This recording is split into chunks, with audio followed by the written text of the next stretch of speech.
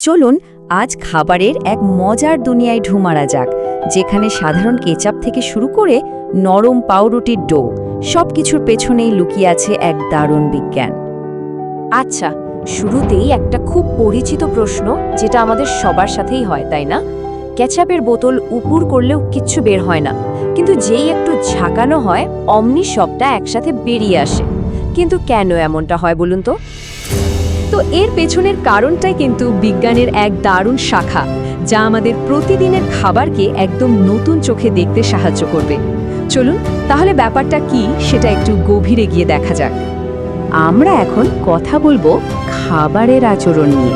হ্যাঁ, ঠিকই শুনছেন, খাবারও কিন্তু নানা পরিস্থিতিতে নানা রকম আচরণ করে, আর এই আচরণের বিজ্ঞানটাই আমরা আজ বোঝার চেষ্টা করব। এই বিষয়টার একটা গাল ভরা নাম আছে, ফুড রিওলজি। সহজ করে বললে, যখন আমরা কোনো খাবার নাড়াই, ঢালি বা ঝাঁকাই, মানে সেটার উপর চাপ দিই, তখন সেটার আকার বা প্রবাহ কেমন হবে, সেই গবেষণাটাই হলো ফুড রিওলজি। রিওলজি বোঝার সবচেয়ে সহজ রাস্তা হলো খাবারের ঘনত্ব বা তারল্য দিয়ে শুরু করা। আমরা তো জানি কিছু খাবার খুব পাতলা হয়, আবার কিছু হয় বেশ ঘন। বিজ্ঞানের ভাষায় এই ঘন বা পাতলা হওয়াকে বলা হয় ভিসকোসিটি বা সান্দ্রতা। মানে কোনো খাবার কতটা সহজে বইতে বা গড়িয়ে যেতে পারে, ভিসকোসিটি ঠিক সেটাই মাপে। ব্যাপারটা বুঝতে এই তুলনাটা দেখা যাক। একদিকে আছে পানি, যার ভিসকসিটি খুবই কম, তাই কি সহজেই গড়িয়ে যায়। আর অন্যদিকে আছে মধু, অনেক বেশি ভিসকসিটির কারণে এটা খুব ধীরে ধীরে পড়ে। এটাই হলো ভিসকসিটির একদম বেসিক ধারণা। কিন্তু মজার ব্যাপার হলো, সব খাবার কিন্তু পানি বা মধুর মতো এত সহজ নিয়ম মেনে চলে না। কিছু খাবার আছে যারা চাপের মুখে পড়লে নিজেদের আচরণ পুরোপুরি বদলে ফেলে। আমরা খাবারগুলোকে অনেকটা দুটো দলে ভাগ করতে পারি। এক দল হলো খুব ভালো ছাত্রের মতো, যারা নিয়ম মেনে চলে, আর অন্য দল হলো একটু অন্যরকম, যারা নিয়ম ভাঙে। ব্যাপারটা বেশ মজার, তাই না? বিজ্ঞানের ভাষায় এদেরকে বলা হয় নিউটনিয়ান এবং নন নিউটনিয়ান ফুড। নিউটনিয়ান খাবারের ভিসকসিটি চাপের সাথে বদলায় না, সব সময় একই থাকে। কিন্তু নন নিউটনিয়ান খাবারের ওপর চাপ দিলে, যেমন ধরুন নাড়ালে বা ঝাঁকালে, সেটার ভিসকসিটি বা ঘনত্ব বদলে যায়। এখানে কিছু দারুণ উদাহরণ আছে। দেখুন, পানি, দুধ বা তেল হলো নিউটনিয়ান, এদের আচরণ সবসময় একই রকম। কিন্তু কেচাপ, দই কিংবা গলানো চকলেটের মতো খাবারগুলো হলো নন নিউটনিয়ান, এরা চাপের সাথে সাথে নিজেদের রূপ বদলে ফেলে।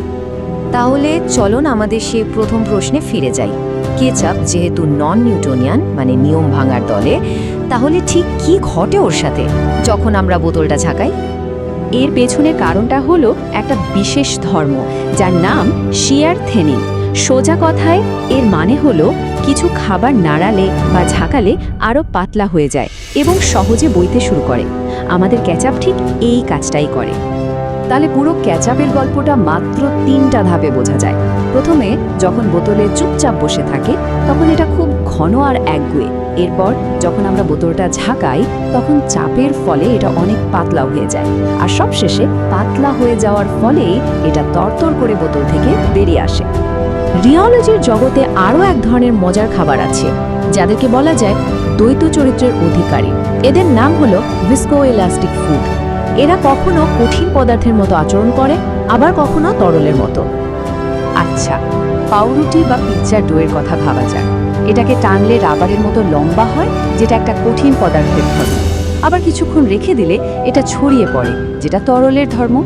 চিজ বা জেলিও কিন্তু ঠিক একই রকম আচরণ করে।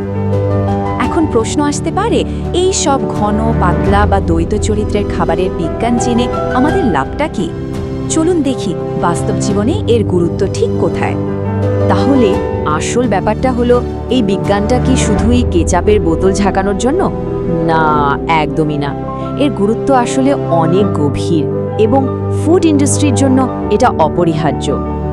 ভাবুন তো একবার, খাবারের স্বাদ ছাড়াও মুখে দেওয়ার পর সেটার অনুভূতি বা টেক্সচার কেমন হবে, তা কিন্তু রিওলজি ঠিক করে দেয়।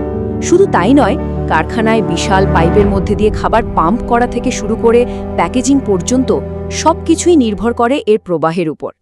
এমনকি একটা খাবার কতদিন ভালো থাকবে সেটাও এর ওপর নির্ভর করতে পারে।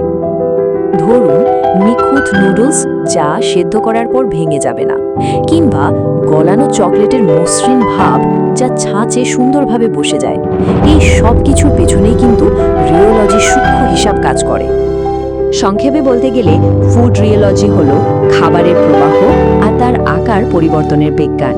এটা খাবারের সান্দ্রতা, স্থিতিস্থাপকতা এবং টেক্সচার ঠিক করে, যা খাদ্য প্রক্রিয়াকরণ, গুণমান নিয়ন্ত্রণ এবং অবশ্যই আমাদের মতো গ্রাহকদের পছন্দের জন্য অত্যন্ত জরুরি।